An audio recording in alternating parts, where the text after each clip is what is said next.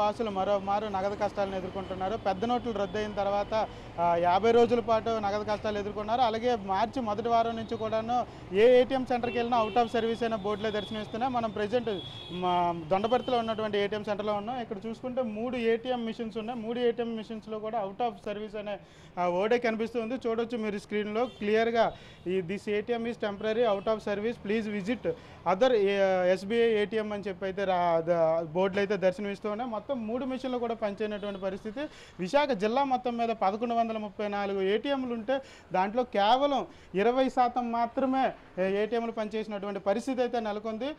ఇంకో పక్క చూసుకుంటే అందరికీ కూడా జీతాలు పడే టైము, అందరూ కూడాను నగదు కావాల్సినటువంటి టైంలో కరెంటు బిల్లులు కానీ ఇంటద్దెలు కానీ కట్టుకోవాల్సిన టైం కాబట్టి నగదు కొరత అనేది చాలా ఎక్కువగా ఉందని చెప్పుకోవచ్చు. సుమారు జిల్లా మొత్తం మీద ఉన్నటువంటి ఏటీఎంల్లో 75% ఏటీఎంలు అయితే పనిచేయలేనటువంటి దుస్థితి అయితే నెలకొనుంది.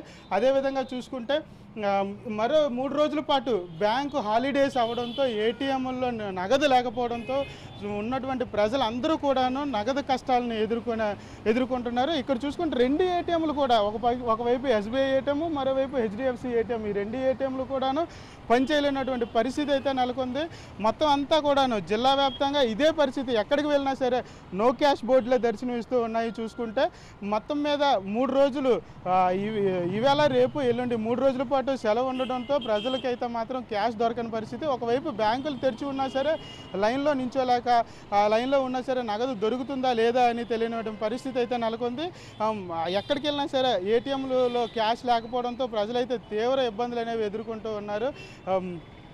మరోసారి నగదు కష్టాలు రాకుండా అయితే మాత్రం కేంద్ర ప్రభుత్వం తక్షణమే చర్యలు చేపట్టాలని అయితే మాత్రం ప్రజలు కోరుకుంటున్నారు. ఇది ఇక్కడ పరిస్థితి. కెమెరా పర్సన్ ఇమ్రాన్తో కలిపి భరత్, 99 టీవీ, విశాఖ నుంచి.